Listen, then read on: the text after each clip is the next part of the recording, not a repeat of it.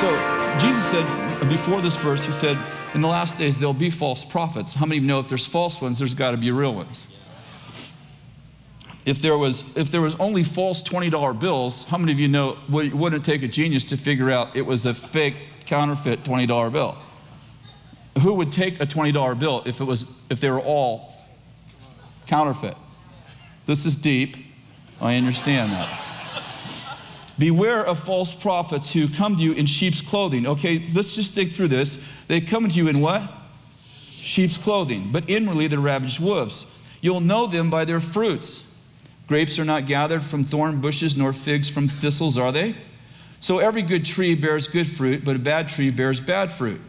A good tree cannot produce bad fruit, nor can a bad tree produce good fruit. Every tree that does not bear good fruit is cut down, thrown into the fire. So then you'll know them by their fruit. Okay, so let's stop and say, Jesus said two things so far about false prophets. Three things. One, that there will be some. Number two, that they look like sheep. So the false prophet is, I'm a demon. They look like sheep. And three, you'll know them by what? Their fruit, right? Okay, now, so we have to ask ourselves the question, what fruit? What fruit? What kind of fruit are we talking about? Are we talking about wrong prophetic words? Well, I just showed you that somebody who had a spirit of divination had right prophetic words, right? Okay, so you'll know them by their fruit. And then he goes on to say, not everyone who says to me, Lord, Lord, will enter the kingdom of heaven. Okay, did you notice we're still on the same subject? Are you following me? Listen, I just want you to get this because I see these two subjects separated all the time, and I'd like to propose to you that Jesus is still on the same subject of false prophets. So he's still talking about false prophets. He opens the subject of false prophets, and now he says, not everyone who says to me, Lord, Lord, or whatever they say, Lord, Lord, will enter the kingdom of heaven, but he who does what? The will of the Father who's in heaven will enter. Many will say to me on that day, Lord, did we not prophesy in your name, and in your name cast out demons, and in your name perform many miracles? And I will declare to them, I never knew you. Depart from me, you who what? Practice what?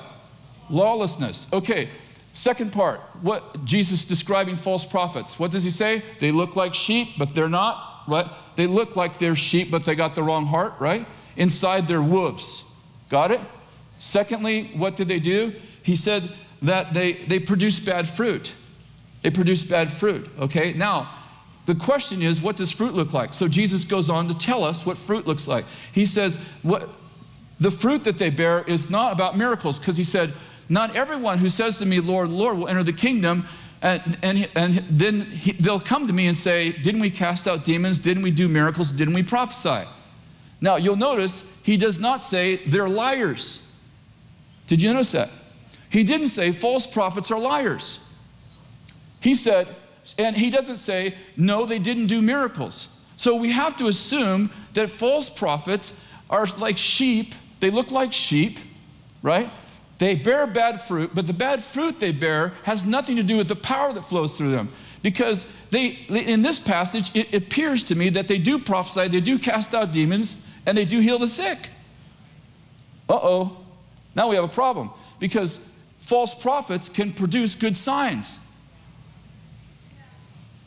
But now he gives us a hint of what the bad fruit is. He says, depart from me, I what? Never knew you.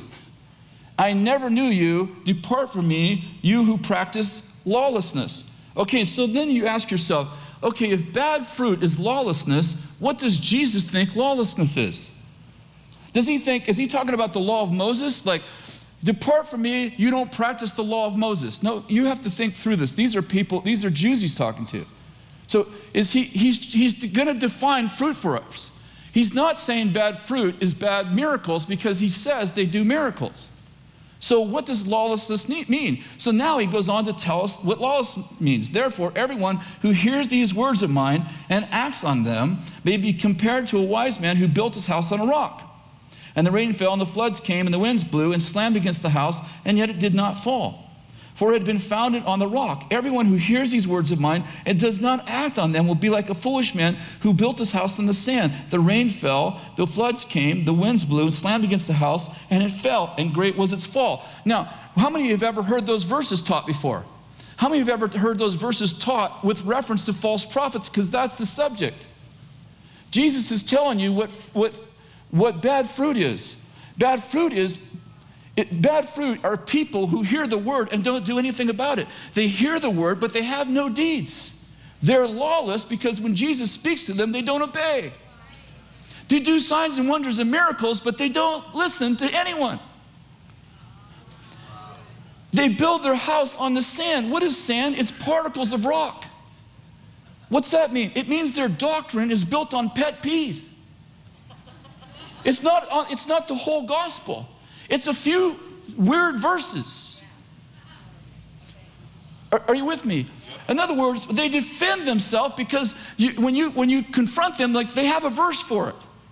But they haven't built on the rock. They haven't built on a stone that encompasses the entire gospel. They've built on a few pet scriptures that they use to validate their dysfunction. Are you with me? So let's just go through the points quickly. False prophets have a belief system that's founded on pet scriptures, on sand, pieces of the rock. Number two, number three, false prophets appear to be good. That's number one. Number two, their belief system's built on sand. It's pet scriptures. Number three, false prophets have power. And Jesus said that in Matthew 24, for false Christs and false prophets will rise and show signs and wonders and mislead many, even the elect if possible. So this is where people get this, like, you guys are moving in signs and wonders. You must be false prophets. Why? Because they think that anyone who moves in signs and wonders is a false prophet, because they take Matthew 24 and they go, these people are deceiving people because they walk in signs and wonders and they call themselves prophets, so therefore they must be evil. But remember, Jesus didn't say everyone who does signs and wonders is evil. In fact, in Mark 16, he says, these are the signs of those who believe. Not these are the signs of the false prophets. So how many know if you're doing signs and wonders and miracles as sheep, how would you slip in if you wanted to deceive the sheep? You would have to be able to do what they do. Otherwise, people would go, you must be a demon. You can't do signs and wonders and miracles. In other words, the culture of the saints is so supernatural that in order to fit in, you have to do signs and wonders and miracles. That's why people think you're a believer, because you're doing what the sheep do, and yet you're a wolf. That's the culture. See, they would fool even the elect. Why? Because everyone's doing signs and wonders. They're all wearing the sheep clothes. What do sheep do? These are the signs of those who believe. These signs will follow those who believe. They'll cast out demons. They'll heal the sick. They'll lay hands on the sick and they shall recover. No deadly poisons. This is the signs of people who believe. These are what believers look like. So if I wanted to come in and deceive you, I'd have to be able to do what you do. Otherwise, it would be a lot easier for Jesus to say, false prophets are people who can't do signs and wonders. You'll know them because they stick out in the crowd because they can't do miracles. But instead he says they have power.